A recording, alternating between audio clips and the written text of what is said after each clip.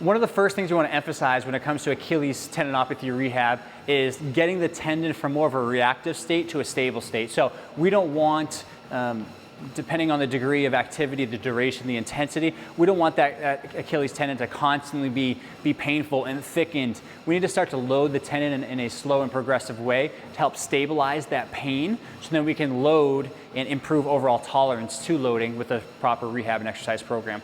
First thing I like to do in that case is just a very basic isometric calf raise. So we're just holding, and I think if we kind of look a little bit more deeply at anatomical structures behind here, the more we tend to put this Achilles and the ankle in a dorsiflex position, the more chance we can compress that Achilles into the back, again, some of these bony structures in the back of the ankle here. So we have to be careful as we go into plantar flexion and dorsiflexion that we can get a little bit of irritation there depending on the position. So very simple way to get around that initially and to start working on loading the tendon is to, again, I'm standing on a plate here, I'm elevated, and as you can see, I'm holding the ankle in a neutral position. So in that neutral position, I'm reducing compressive forces into that Achilles tendon, and I'm just introducing some load into the tendon. What I want to work on is 3 to 4 sets, holding this right here for 30 to 60 seconds.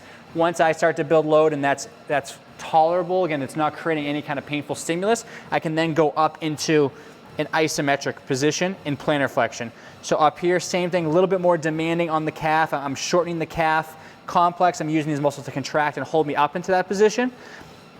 And that is the first step, holding isometrically. What I can do from there, again, still in the isometric stage of holding that tissue or the Achilles tendon in the position rather than moving through the range of motion, is the same thing, but single leg. Again, twice as much demand. Obviously, one leg is holding all of body weight now rather than 2. So being able to hold 3 to 4 sets, anywhere from 30 to 60 seconds. I can feel the calf burning quite a bit right now. Again, but no movement, no compression to the back of the ankle with that Achilles tendon, which sometimes causes the irritation.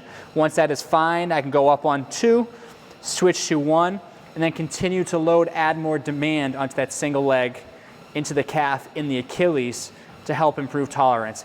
That is really the first step you want to get to before we start getting into these regular isotonic calf raises where we're moving through the range of motion. Start to introduce some load, make sure there's no irritation at the Achilles tendon. This doesn't flare up symptoms or cause any long-term side effects, because if you notice any issues with these exercises here, the isometric ones, you do not step onto that next level.